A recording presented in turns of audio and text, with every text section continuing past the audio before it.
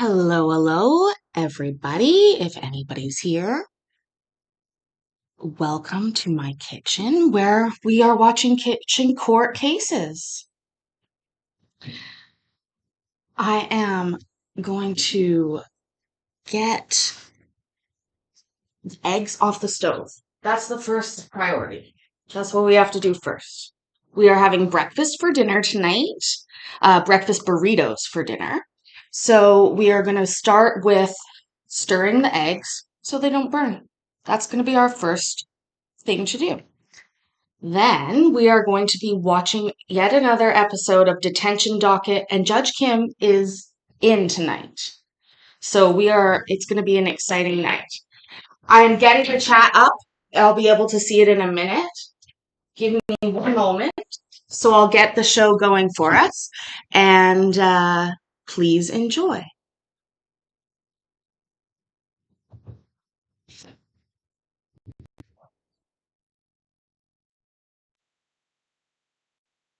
So,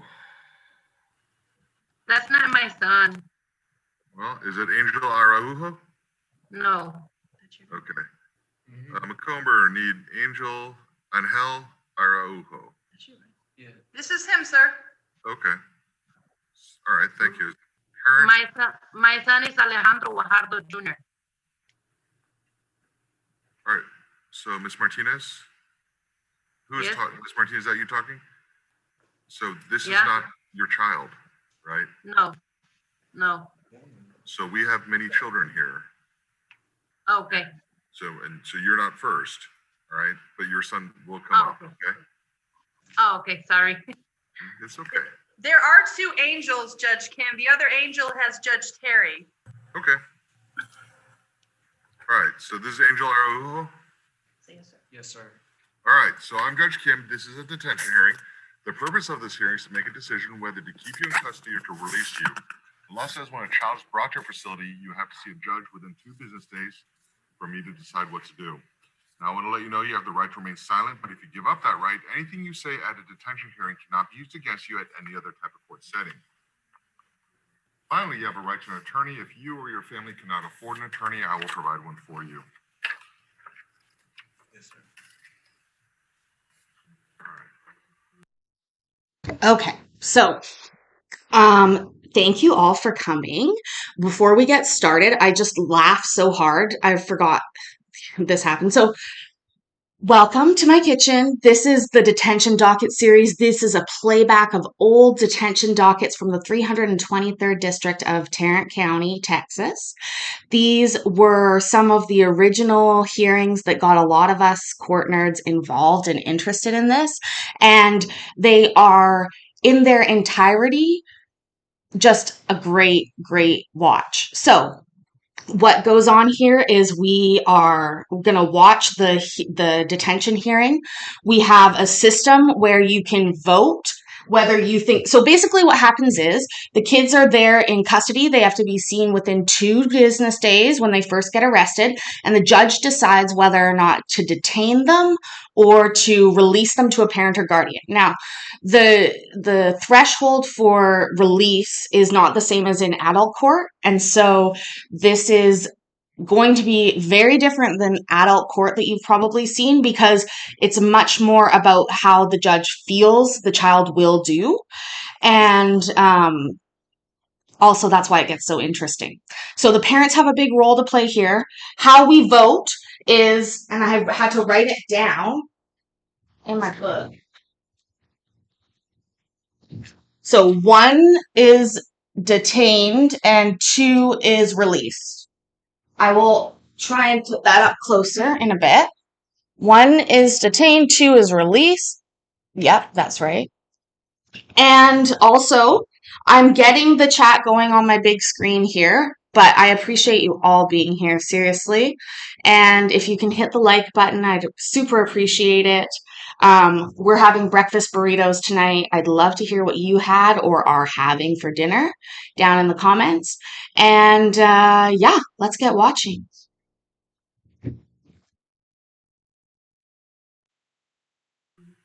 So, is it Angel or Angel? Angel. Angel. All right, Angel. So you're 15 years old. Yes, sir. Look at this history. It started when you were 14. You got assault bodily injury that you got probation for back in October for 1 year. Then while your case is pending, you got arrested for evading arrest. After you're placed on probation, now you were picked up in March for burglary of a vehicle. And so we issued a warrant for you because of the new offense. In March, when you came in for there, you're positive for weed. And then now, let's see. Mom called us on May 17th and said that you left the home and she couldn't find you.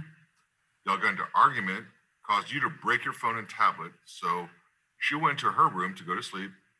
Mom, is Mom here? Yes, Your Honor. Okay, I think she's muted. All right, Mom, so was it your phone? Like, did you pay for that phone and tablet?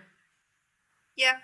Okay, all right, that was just information I wanted. So then you went to your room to go to sleep, came out, saw that your kid was gone, backpack was gone.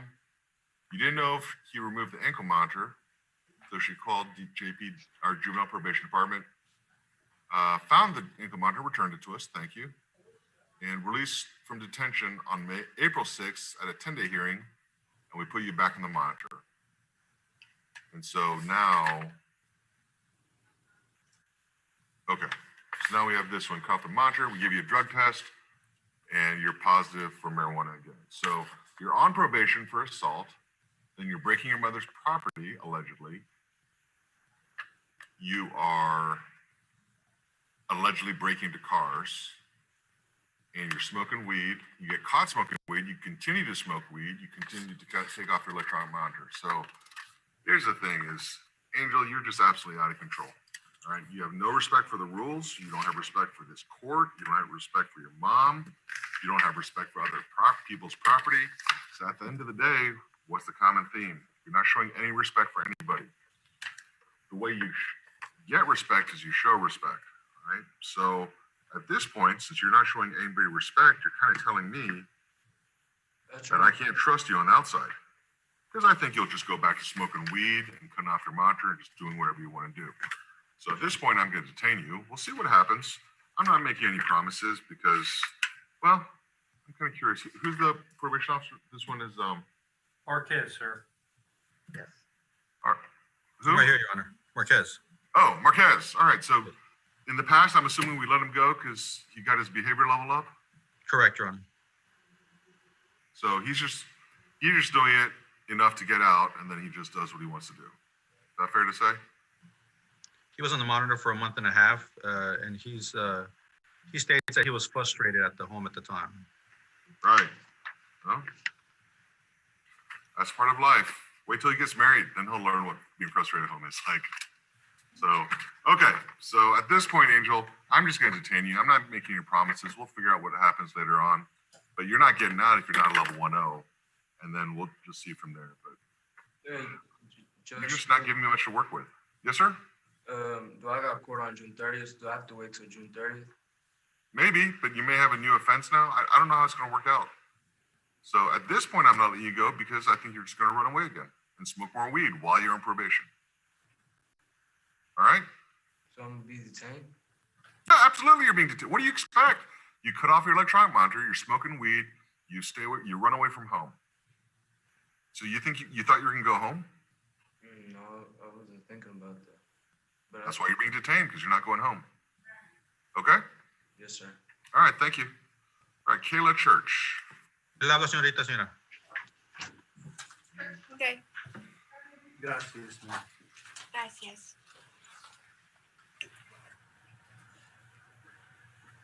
Thank you so much.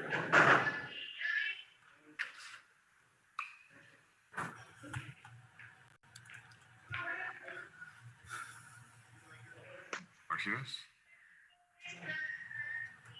Okay.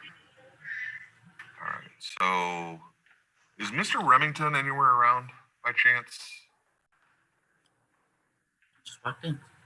Or I just need, is anybody, like any of the supervisors from JPD? So Mr. Davidson, I see your name. Are you available?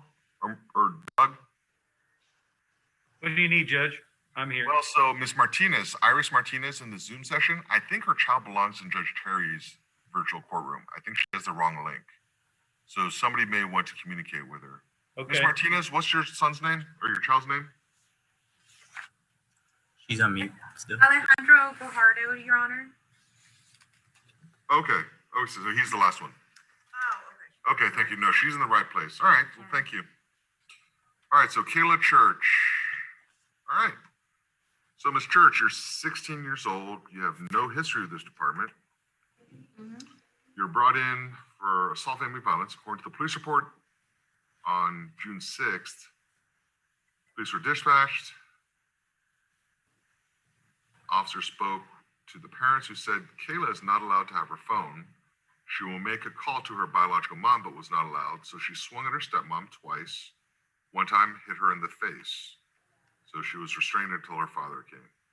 They tried mediation on June 7th, but was unsuccessful since you went to live with your biological mother in Delaware. Stepmom said that bio mother does not want Kayla home. Kayla said there are too many people. She doesn't want to return home with stepmom. All right, so do we have parents here on Zoom? Stepmom Yes, is I'm in here. Zoom, and Miss Church, Paula Church. Okay. All right, Miss Church, so your stepmom. Kayla, I'm going to start this out and let you know what your rights are. So it's a detention hearing. When you're brought here, you have to see a judge. I have to make a decision whether to keep you in custody or release you. If I keep you in custody, the law says you have to see a judge every 10 days while you're here.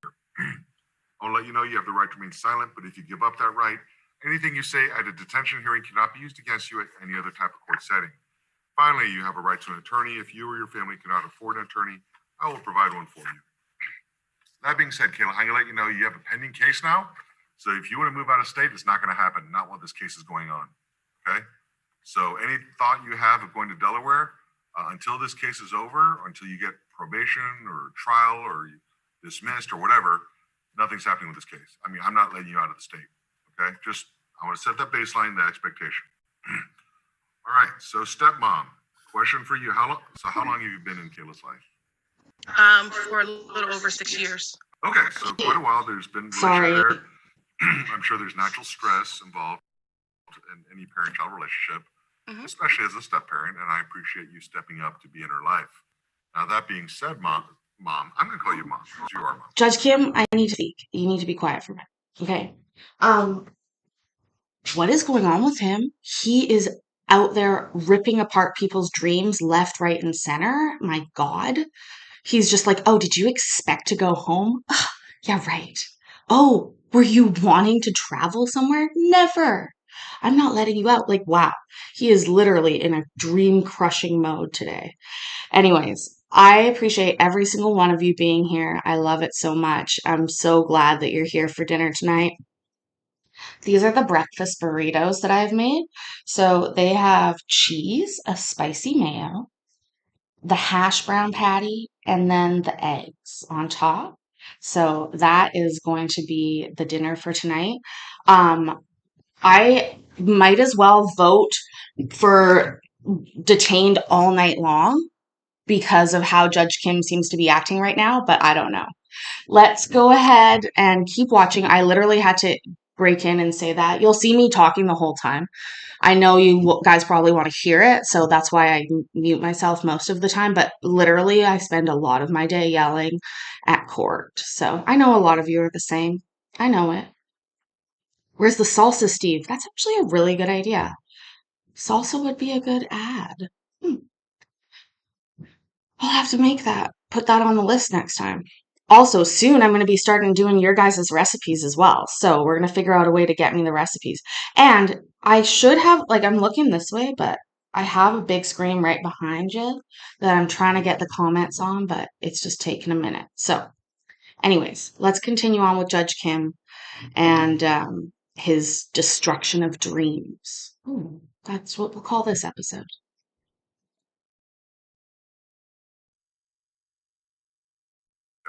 So, mom, is this a one-time incident or is this a pattern of behavior we're dealing with? Okay, so this is a one-time incident with me. However, this was also done with her mom back home. She fought her mom as well, which is why mom does not want her back. I'm going to interrupt for a second. I'm going to interrupt. So it's not really about mom. What I'm worried about is I have to make sure one of the decisions I have to make as the judge, Mhm. if I release her, is there a safety concern for the community? Yes, for her? yes. Right. Yes, what is only this- because she's threatened to get other people to come and do something to my husband and myself. She said that on multiple occasions, and we also have screenshots of her putting it on social media. Okay, so do you believe her? I do. Okay. No, I understand. You know, decisions were made. There's consequences to decisions. So how long has this been going on? She's been this way since she first got here. We went to pick her up from Delaware March 3rd. And since that time, it was an initial issue because she didn't want to do her schoolwork. That turned into something really big. And at that time, she threatened and said that she was going to, she had something in planned for her dad. And, at that point, we were like, well, you're not going to be threatening, and attempted to send her home, but mom doesn't want her home. So she acted like she was getting herself together. And then, it just happened again. It's like anytime she doesn't. Church, I'm going to interrupt you. This is just kind of going on. I don't need the full history. Okay. My decision is very limited. This is not the trial here. I'm just trying to decide what to do with Kayla. So Kayla, Okay. here's my thing is, you're kind of burning all your bridges, right? You're making decisions and choosing things that it's eventually causing strain on every relationship around you. That, if you think that these people won't ever give up on you no matter what, you're wrong. You can push people away so hard that they will go away. If you tell them to go away enough times, they will go away, right? So Paula, then my question is, do you feel safe with her coming home right now? I do not. Okay. All right. So Kayla, what I'm gonna do is I'm gonna go ahead and detain you for now. All right. We'll see.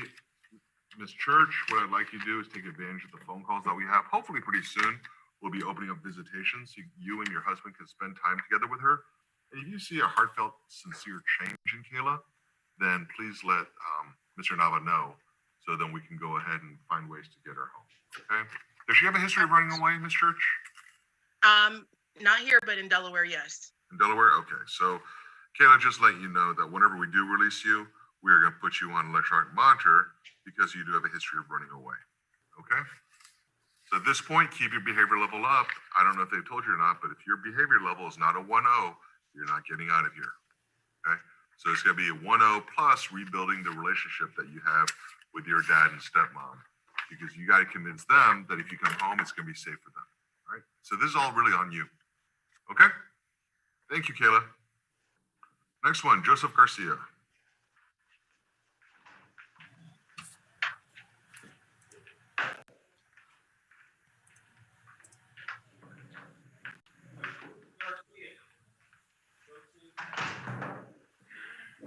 All right, Mr. Garcia, I'm Judge Kim. This is a detention hearing. The purpose of this hearing, that when a child is brought to our detention facility, you have to see a judge within 2 business days.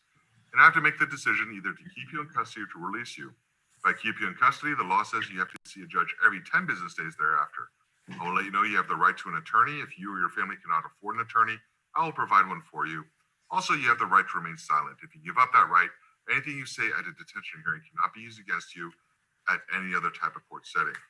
So, Mr. Garcia, you are currently on probation for indecency. They waived 2 other counts. So you're on probation until starting August of last year. How long was the probation, Mr. Jones? Mr. Jones? Ronald Jones.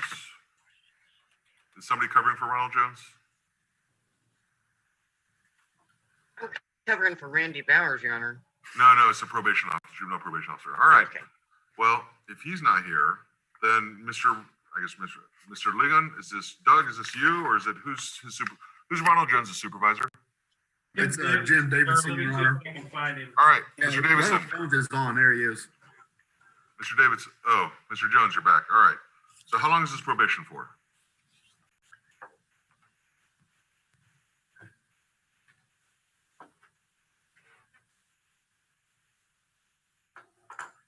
Your Honor, I'll look and see. Give me just a second. For 2 years.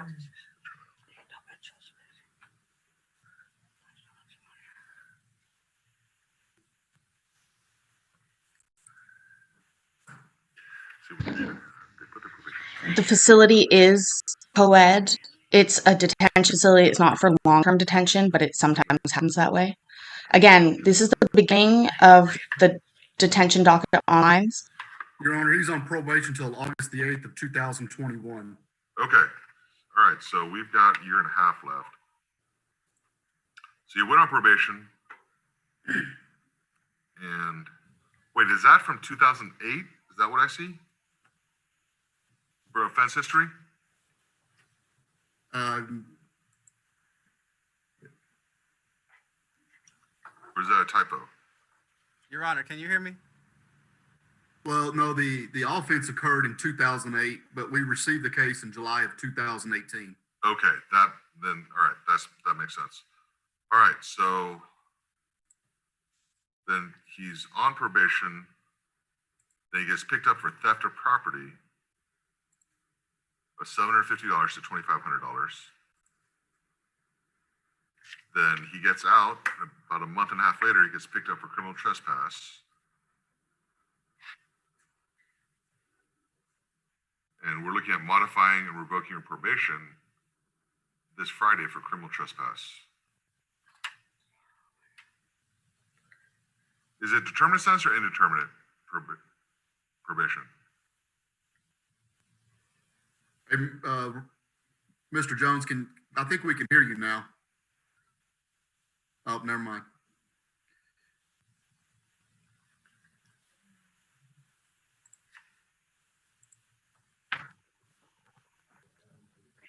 Sorry, Your Honor, I'm looking at this.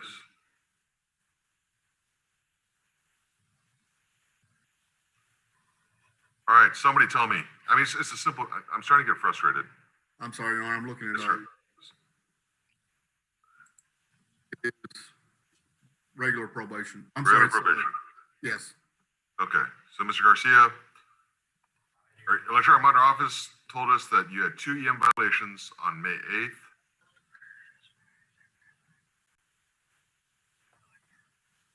Wait a minute.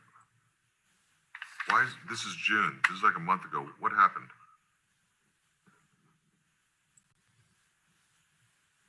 Your Honor, it looks like he's had a BOCO pending at the DA's office since November of 2019. Criminal mischief. And they sent over another violation in January. No, my question is, it was May Yes, sir. 8th that we got notification of EM violation. So why is this June 9th that I'm finally seeing them?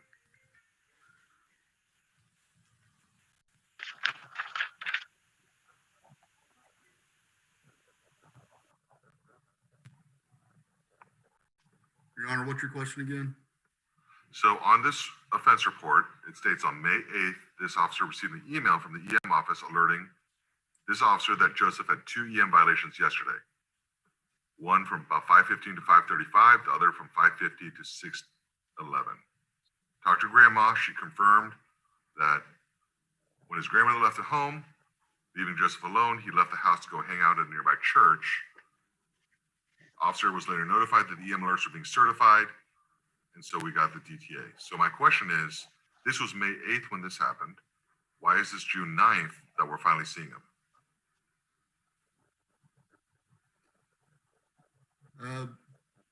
Sorry, Your Honor, I cannot answer that question. Okay. Because the concern right now is we have what appears to be a sexual predator based on the probation, hanging out at a church, violating the EM, and we've done nothing for a month.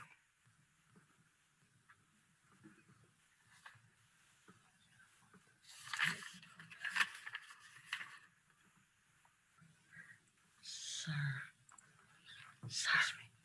it wasn't a month that he went to the church. It was the day before. He didn't know. All right.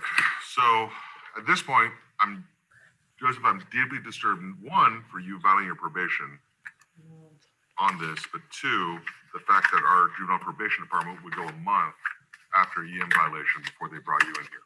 All right. So I'm ordering you detained. You have court on this Friday for the criminal trespass. We'll figure out what's going on. In the meantime, honestly, I don't trust our supervision of you in the community. All right. Next, we have a Shavian man.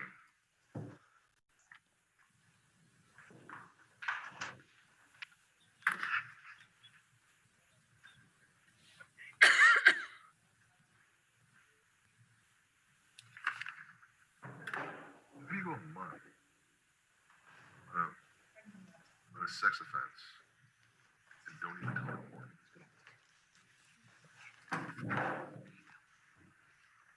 What are they doing? All right, Mr. Mann, I'm Judge Kim. This is a detention hearing. The purpose of this hearing is when a child is brought to our detention facility, you Judge- have to see a judge within. You have the family of the other child. Mr. Remington, you have the wrong family in there.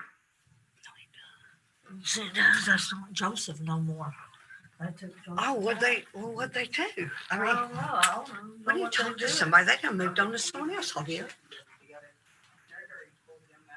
No, we'll go home. Okay, you'll have a seat in the front lobby. I'm gonna chat. Do we have anybody else? Sorry, Judge. All right. Your Honor, if I may be heard, Who is it? Yes, Mr. Lewis.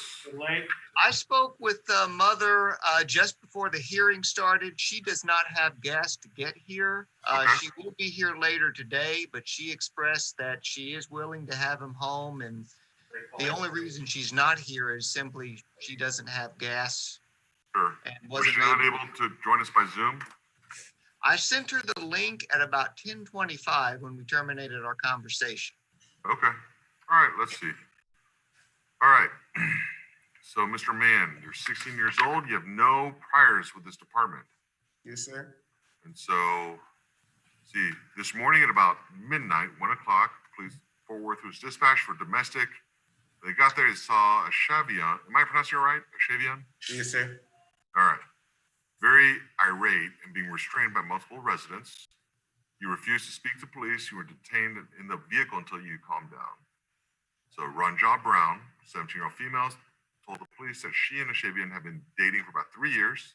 Yes, sir. You got upset, approached her as she was in draining water from a pan, knocked out her hand, and threw a blanket on her face. She says he told her to go, grabbed her by the arm, pulled her toward the front door. She says she slipped on rice and water on the floor because that was in the pan that you were knocking in. You knocked out of her hand. And she tried to escape and leap on a couch, but you kept on grabbing her shirt. This is just what she said. Oh, I'm sorry, Shavian. So I'll let you know, there's a detention hearing. When a child's brought into our facility, you have to see a judge within 2 days.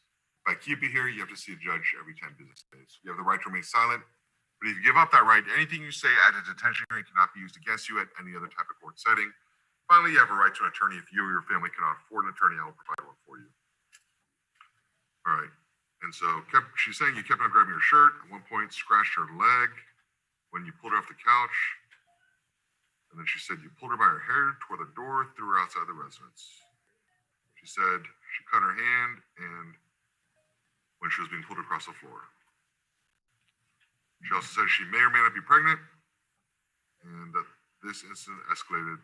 Both in hers, you and her said this escalated from a prank.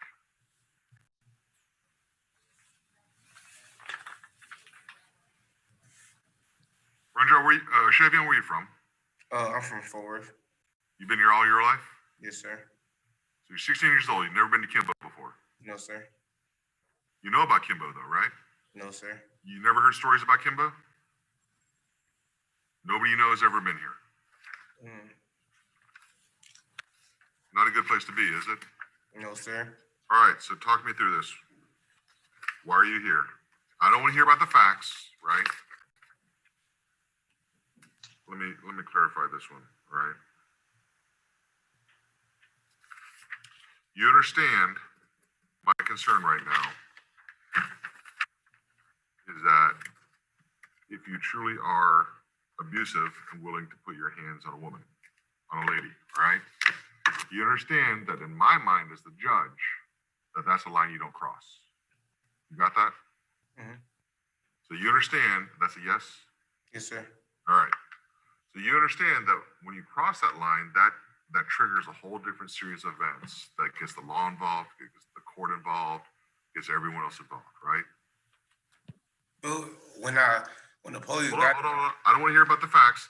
Yes, I sir. just want to make sure we're communicating, okay? Yes, sir. I want to make sure you understand that whenever there's allegation of somebody putting their hands on like the person they're dating, Mhm. that triggers by law a whole bunch of reaction to that. You understand how that works? Yes, sir. Okay.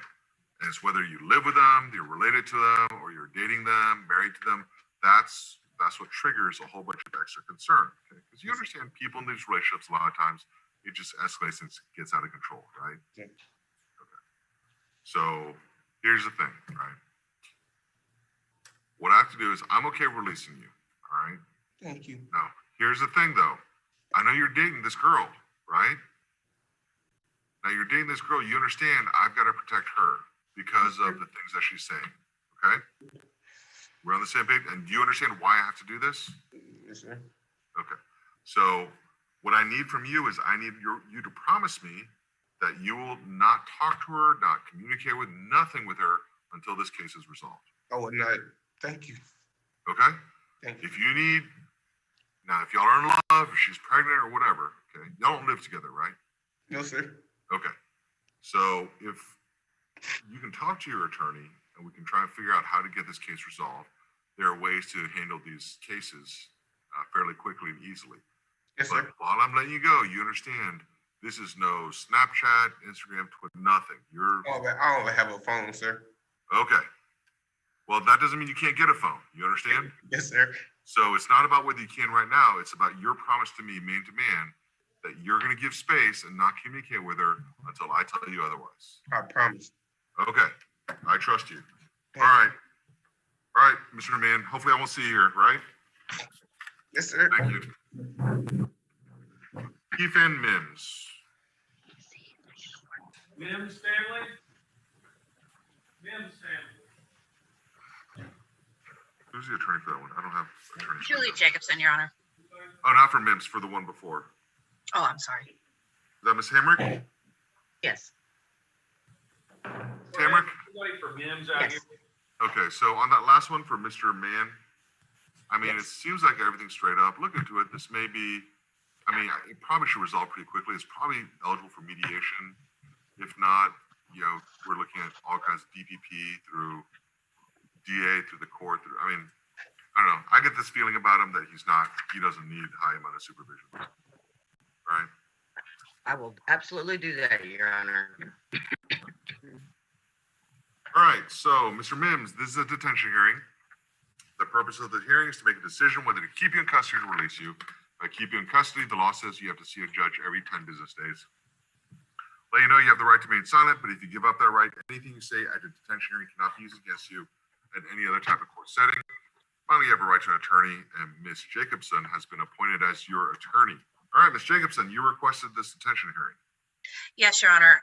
And that is because we have been unable to contact his mother to get him to pick him up from detention. I attempted yesterday to contact, he has adult siblings who might be able to offer a place for him.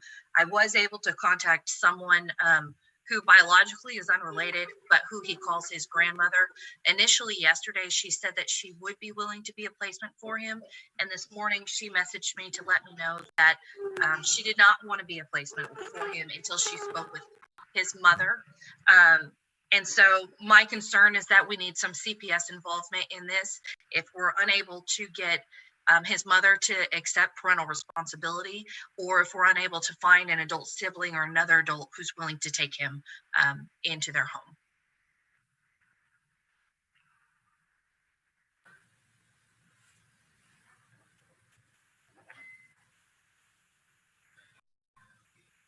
And my understanding is that CPS cannot take custody of him until after he has been released from detention. Oh, we can release him directly to CPS. And Your Honor, if I may, I do have the CPS worker on Zoom right now with us. His name is Anthony Chavez. He's a CPS investigator.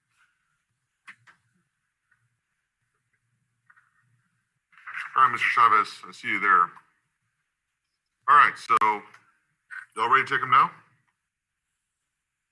We can, sir. I was just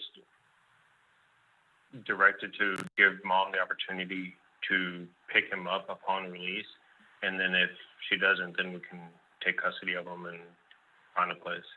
All right. Okay, so my suggestion is, I mean, mom's made it clear that she's not interested. And so I'll go ahead and release him to your custody. So here's the thing is, I can't release him to mom and for mom to not show up because he doesn't get released until mom shows up. Does that make sense? Right. So if she's expressing that she's not willing to take him, then she'll never be here. So he'll only be released to the responsible person that actually comes to pick him up. So at this point, can I just order him released to the department? I believe so, sir. I can speak with my supervisor and just verify that. See how it's kind of a catch-22 though, because if you're waiting for mom not to show up, he'll never. If you're waiting for mom not to show up in our waiting room after he's released, he won't go to the waiting room until mom actually gets there to pick him up. So Yes, it's kind of like that circular argument. So I'll go ahead and sign a condition of release to the department. Okay. All right, and if you can get that started, so we can get him out of this environment. Is that fair enough, Mr. Chavez? Yes, sir. Yes, sir. Thank you very much. I appreciate you being here. Yes, sir. Thank you. Thank you. Jeremiah Rogers. Roger Stanley? Hey, what's up? Good to see you, bud.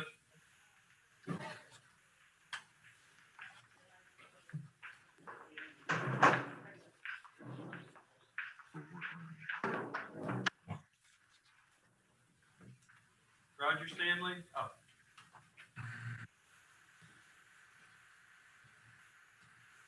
Hi, Donna. Thank you so much for coming by. It's literally like Right there, man. these, right?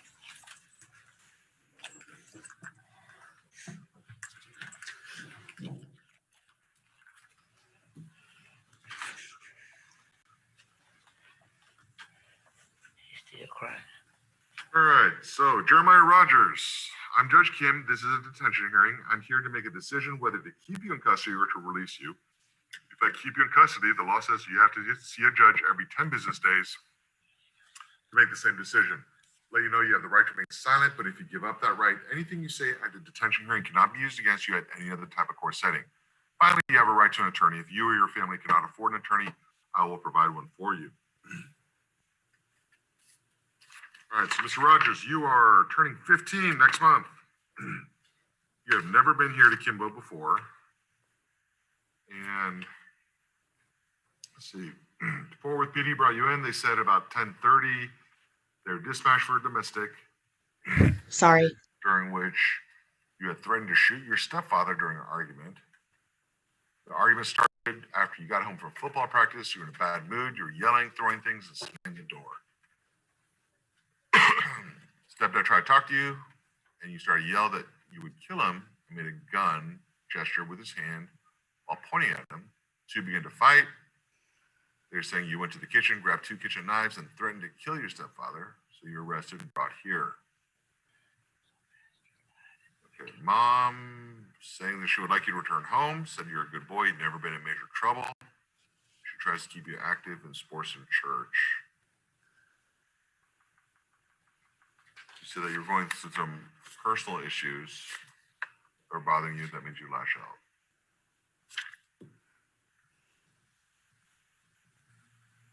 Where's stepdad?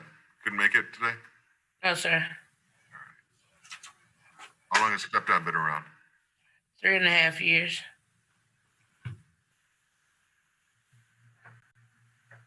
Are y'all married or he's just dating? No, we're married. You're married.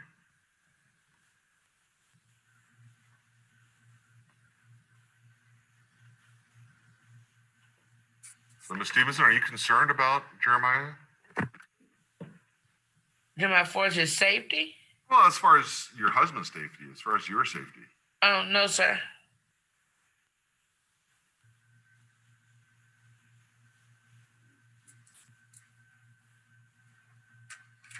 Like, you were there last night? Mom? Yes, sir. Okay. Did you feel like Jeremiah was actually going to stab your husband? Or was it No, more of sir. it was just more of a kind of puffing up and threatening more than anything else? No, sir. Well, no. Did you think it was legitimate, or you thought it was more he was just acting out? It was more of him just not knowing how to express himself verbally. You know, Jeremiah, he's not a fighter. He don't do stuff like that. And whatever was going on with him prior, he wasn't talking and then talking about it. Then he had got in trouble, got his stuff taken away. My husband's yelling, and I think he just got overwhelmed. All right, Jeremiah, let me spell something out for you, okay? You're 14, right? Yes, sir. You got a job? No, sir. All right. So you pay the grocery bill? No, sir. You pay the rent? No, sir. Pay for Wi-Fi? No, sir. Pay for your own clothes? No, sir. Your shoes? No, sir. How about gas to get you to football practice? You pay for gas? No, sir. So at this point, all these things that I mentioned, right? These are all gifts from your parents for you, okay? You understand that? Yes, sir. Now you understand what the law says your parents have to give you, okay? They have to give you a roof over your head. They have to give you 2,000 calories a day. Right? So it can just be dry bologna sandwiches. They have to give you one set of clothes. Nowhere did I say there's a mattress. Did I say that there was cold drinks or snacks or internet or TV, a door? You don't have to have a bed. Like all these things are just extra things your parents give you. Right? Now, on top of that, this is what I want to talk you through. How many of your friends don't have a dad around? Half of them don't. I mean, does your stepdad have any obligation to you? What you mean by obligation? Does he owe you anything? No, sir. So everything that he's done for you, all the times he's given you a ride, he's been around, he's talked with you, he's spent time with you, don't you think he'd rather kind of spend time by himself a lot? Or just with your mom? Wait, can you repeat that? Yeah, your stepdad. Don't you think that the times that he has to drive you around or have to talk with you or spend time with you, don't you think there are times that he wishes it was just quiet and he could watch TV without anybody around? Yes, sir. Right? But he's stepping up to be part of your life, partly because he loves your mom and partly because I'm pretty sure he loves you too. Yes, sir. Right? Because he doesn't owe you anything. You get that, right? Yes, sir. And there's a lot of men in this world, when they say, I don't owe this kid anything, they just don't do anything. They just walk away or they just ignore him, right? You've got friends with stepdads that just ignore him, right? Yes, sir. That don't care enough to talk to him and be a part of their life. Yes, sir. It looks to me, Jeremiah, you're kind of blessed. Thank you. So, that being said, I don't have to worry about you pulling weapons out on your parents again, do I? No, sir. You understand how that crosses the line? I mean, if it's true, but you understand how a person pulling weapons out creates a different situation, right? Yes, sir. Okay. So, that being said, I'm okay with releasing you to go home, okay? Yes, sir. But you understand that sometimes there's just a line that once you cross it, you can't go back. You got that, right? Yes, sir. Do I have to worry about you crossing that line again? Yes, sir. Mom, we good? Do I have to worry about that? No, sir, we don't. Okay. Oh, the guy you dressed out, you can go home with your mom. You'll be home before lunch, okay? Yes, sir. All right, thank you. Thank you, Judge. Thank you. I can go. Matthew Splingen. You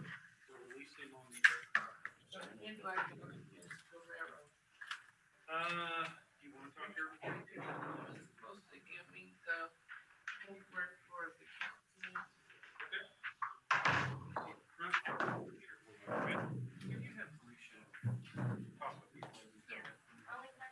Is half of his All right, Mr. black Splingen, and my name is Judge Kim. This is a detention hearing.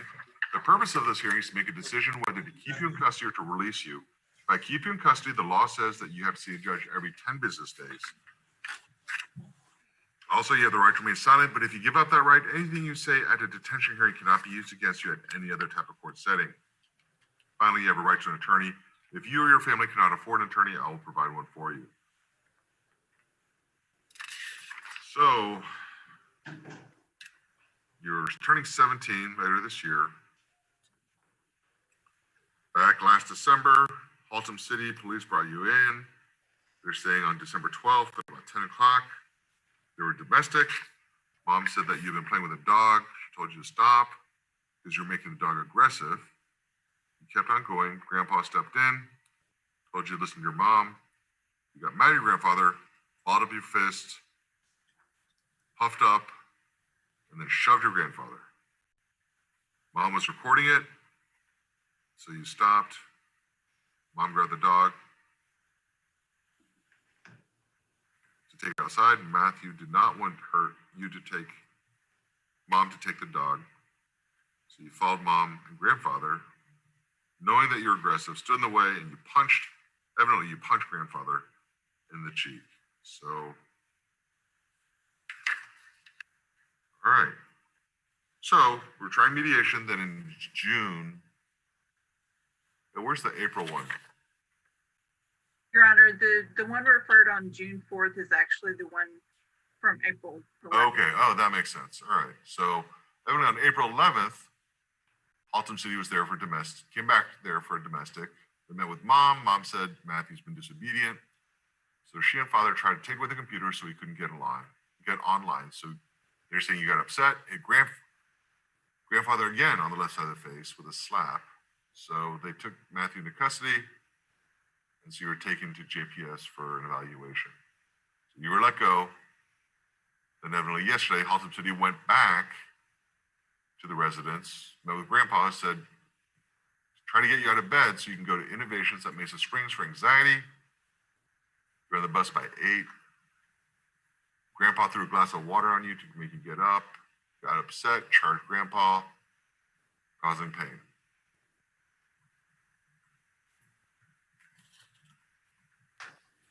Your drug tests are negative. Mom, were you there when he dumped the water on him? Yes, I was in the kitchen, but yes, I was in the house. I mean, it seems like Matthew has impulse control issues. Yes. And I'm not sure if that was the wisest decision by grandpa given what we have. No, but we try every other means, and I know. Matthew's like, don't dare come into his room. We can't get him up any other way. We don't know. You know? Oh, I get it. Is he staying up late at night? Is that why he's sleeping? Yeah. And we tried to give him a bedtime, and I don't need a bedtime. And Right. we had the cops at the house at 2:00 in the morning that same day, trying to get him to go to bed. Yeah, so Miss Paxton, 2 times he was before, December and June. Yeah. So he was just here last week then. Is that right? No, that's the referral from 411. It's kind of confusing the way I have it on there, but we received that referral out of custody on June 4th for the 411 offense.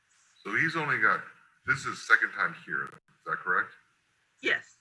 Okay. Yeah, the April 11th one, they took him to JPS. Last time we let him go, Miss Paxton, did I make him wait to get to a certain behavior level, or did I just let him? No, he was released after that mediation was successful. This is the first time in our detention facility. Yes. All right, well, it's a good moment. All right, Matthew. Well, it seems like there's a pattern of behavior here, a pattern of poor choices, and a pattern of disrespect for authority. So we're going to see how you do. We're going to see if you can show me if you are able to follow the rules and respect authority. If you can, then you are punching your ticket out of here. If you cannot, then we have all kinds of things to figure out, including commitment to TJJD, because when you get arrested for family violence twice in 12 months, the second time can be a felony, all right? So that's why you could be committed to, do you know what TJJD is? Have you heard of that? No, sir. That's Texas Juvenile Justice Department. It's prison for kids. And they can keep you there up until your 19th birthday, or they'll let you go as soon as you show that you can be respectful and follow the rules. So this can go on for years and years. It's really up to you at this point. The first step we're going to take right now is keep in our detention facility. If you can get to level 1.0 and hold it, and we'll just see at the 10-day hearing. Let's see. Ms. Paxton, just use your judgment. If you feel like he's got a change in attitude, change in heart, just approach the court and let us know. But at this point, I'm not comfortable letting you go because you're just not going to follow the rules. So you're saying you're too old for a bedtime? Guess what? You've got a bedtime now. You got lunchtime or breakfast time and dinner time. You've got rec time. Your life is very structured right now.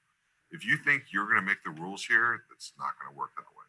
Show me that you can follow the rules. That gives me the confidence to release you to your mom so you can follow the rules at your mom's home. Because if you can't follow the rules here, you cannot follow them at home. Okay? Prove to me that you deserve to go back and follow the rules. Okay? Yes, sir. Thank you, sir. Thank you. Judge. Thank you. Forgiven Swift. Thank you. Folks have a good day. Thank you. Patsy will be in touch. So I'm just going to break in for one moment. So oppositional defiance disorder is um, something that it occurs for two different reasons a lot of the time.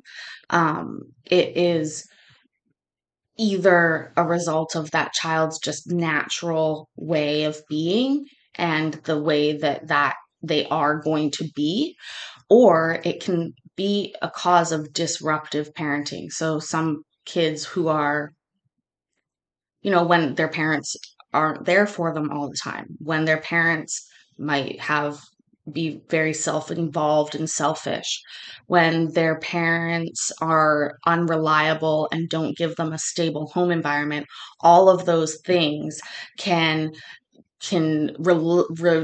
result in a child acting very oppositional. And oftentimes those parents, and I'm a parent, I know many parents, but the reality is a lot of parents aren't willing to admit that it's their own shortcomings that are causing some of those problems. And it's not always that, but it can be. And especially in cases like these where we're hitting juvenile justice department. So these kids have been involved in the legal system, the law. Um, when she says something like, I don't know how to wake him up in the morning. Well, that sounds like a cop out to me.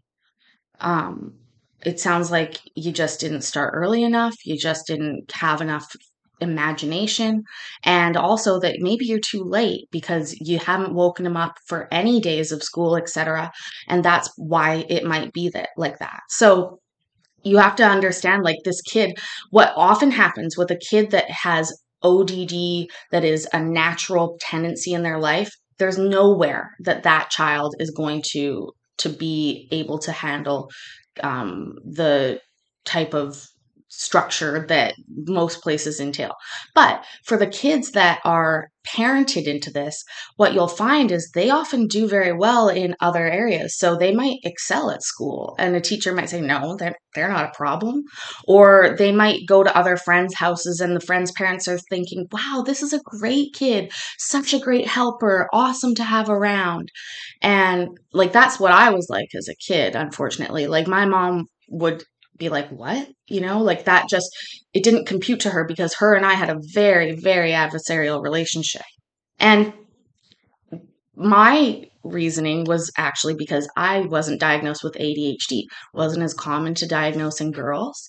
And so I had undiagnosed ADD, unmedicated ADD, untreated ADD, and my mom tried everything she could. I remember she used to buy books, and I remember I would read them because I love reading.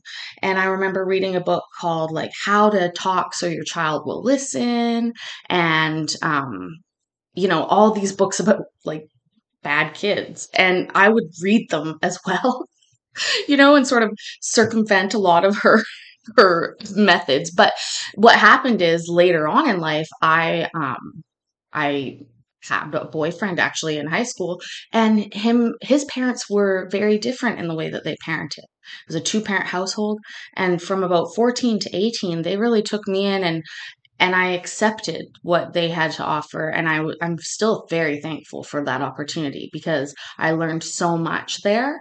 And it's just, it can be really bad, but I feel for kids sometimes because when it's a red flag to me when a parent says, I don't know how to wake up my child for school. That's just sticks out a little bit to me. So anyways, let's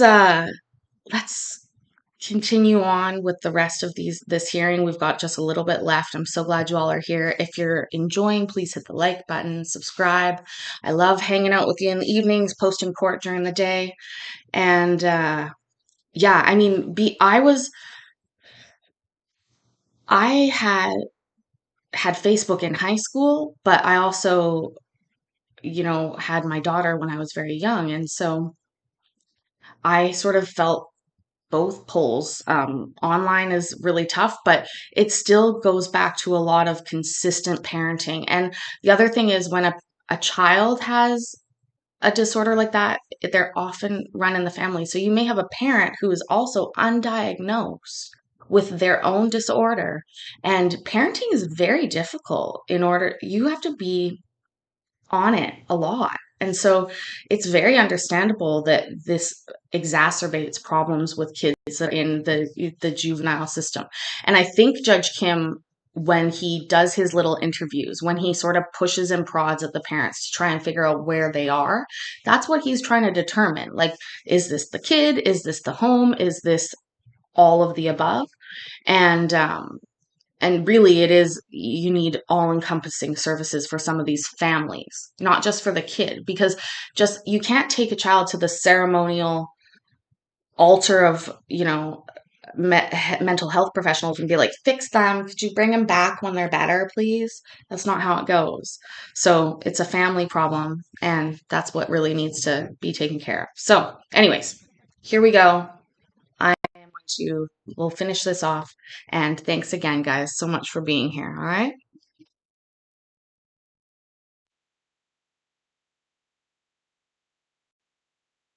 You guys have a good day, okay?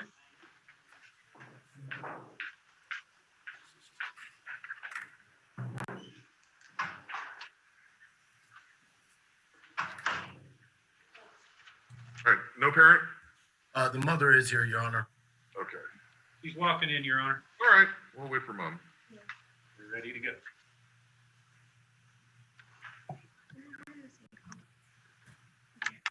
All right, Miss Swift, this is a detention hearing. I'm here to make a decision whether to keep you in custody or to release you.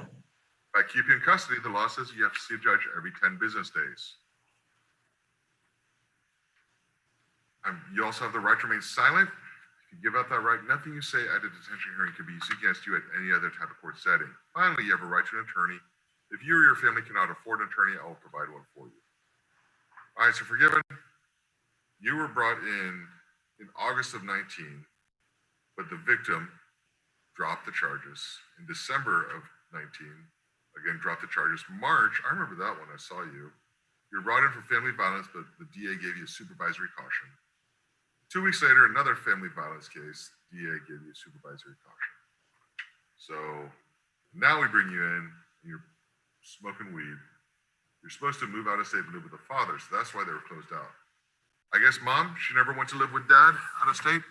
She just came back from Chicago about 4 days now, but my aunt, we got a hold of my aunt, and she said for me to send her to California to stay with her. So I was wondering maybe if that would be okay. Well, here's the thing. So part of this deal, my impression is they agreed to dismiss his cases because she was supposed to move to Illinois, right? So why did she move back? She just came back. 4 days now. My daughter's getting ready to graduate, so I thought that it would be okay if she was a part of it. Able to see her sister graduate, and then she was gonna go back.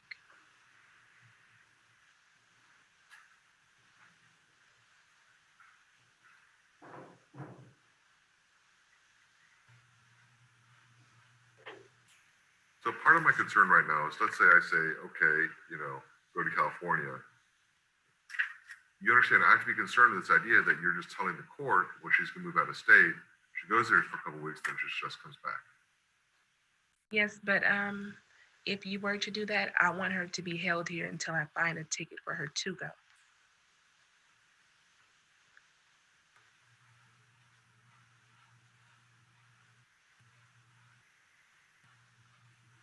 I mean, I just feel like there's an underlying issue here. Is she just trying to grow up too fast? Is that the issue?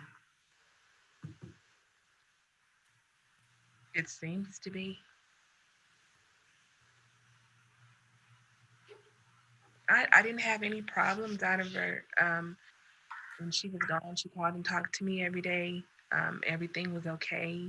She wasn't disrespectful. She was happy where she was. And then she came home, and I don't know what triggered it, but it was abnormal.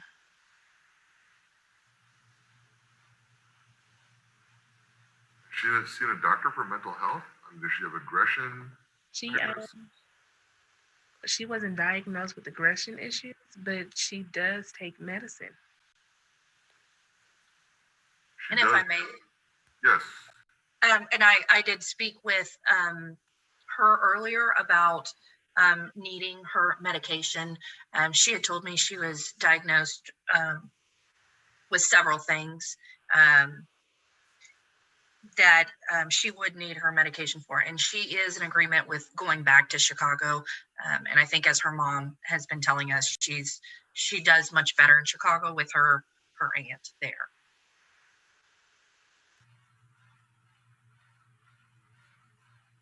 Here's the problem. So, in the big picture of things, we're really getting two options. We're looking at either we're just trying to kick this kid down the road to a different state so it becomes their problem, or when you look at it is, do we really try and help this child?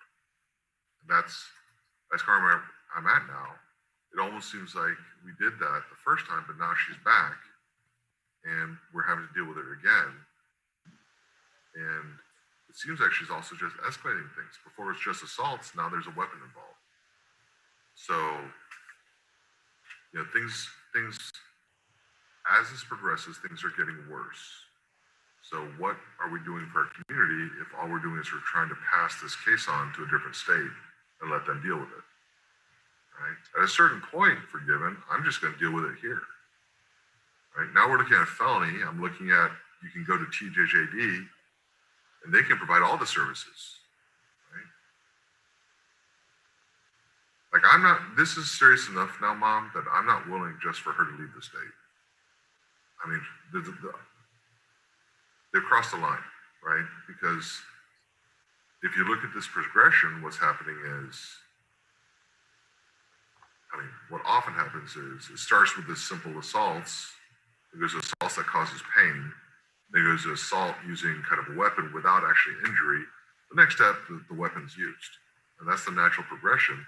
So the next step is you get hit over the head or stabbed with a knife. That's my concern right now. So if we just let her go and say it's California's problem or Illinois' problem, then now we're looking at somebody else getting hurt. I think there's an obligation by the court to try and prevent that.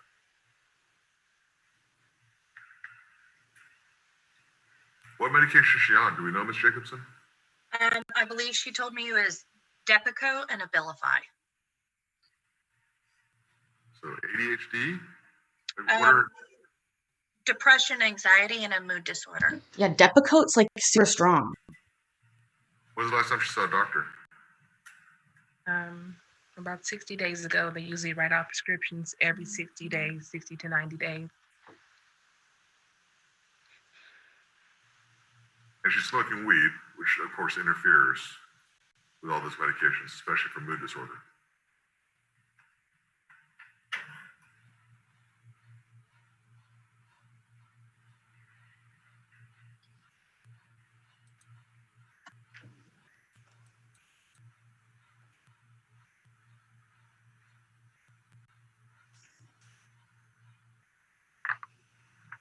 Mr. Kroll, what's the longest Forgiven's been here? The first time she came in, Your Honor, she made a deal with you that I think she would have to do 10 days. So the second time she came in, she reached level 1 and there was a number of days. So Forgiven at this point, you need to hit two 10-day hearings at level 1-0. So we're just gonna keep on doing this, all right? So at the second, we're gonna check off, you have to get 2 10-day hearings in a row at level 1-0, and then I'll let you go. Meanwhile, you have to take your medication. Okay?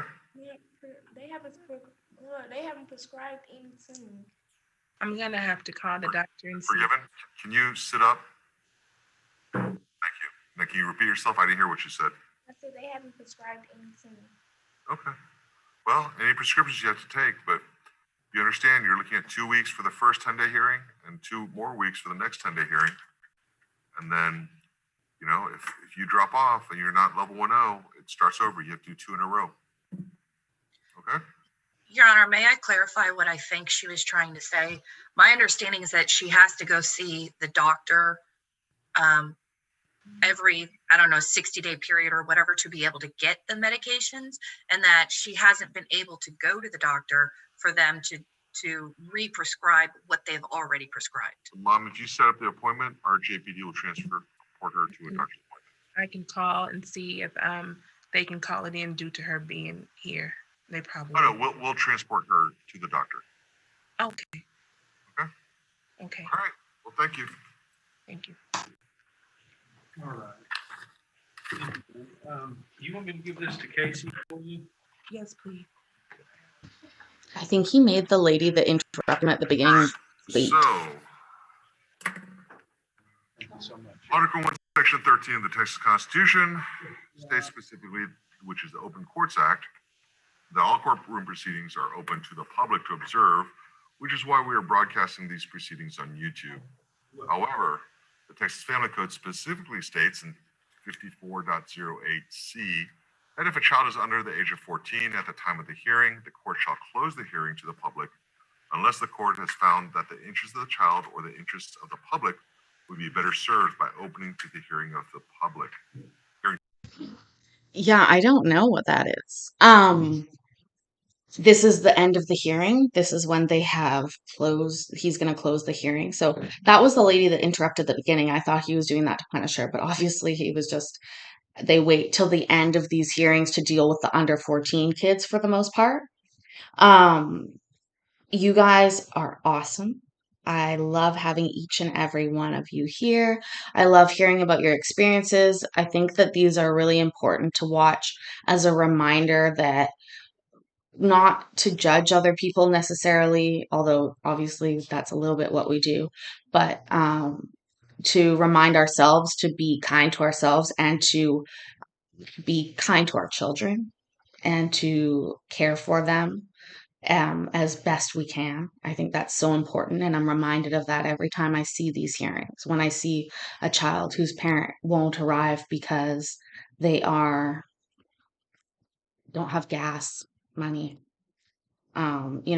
it's sad. I really appreciate everyone being so respectful and lovely in the chat. You guys are really seriously great. And I think that we'll continue on. Well, I know we'll continue on with these series. I really love Judge Kim some days. Like the destruction of dreams was that he was on there. Starting out, but in the end, you can tell he really does care. A lot of the rules or the expectations that he has are really basic. And again, they are for people to follow, and it really will help. No, it's not sad. Maybe it is. I don't know where you walked in, people in court. Anyways, you guys are all awesome. I really appreciate each and every one of you. I miss Judge Kim too. That's why we're doing these detention dinners, basically. I think that it brings me back to the heyday, the golden age of Zoom court. We all, I believe, care about these people that we see in these court streams. We care about the judges, the staff, the people that are in the chat, and the defendants. And I think, I'm not even American, but I watch court a lot, and I appreciate the ability to have that. And I hope that you'll join me again soon for the next time we do this. And yeah, thanks again. I hope you have a great night. Thanks for coming to my kitchen, and we'll see you tomorrow. Bye.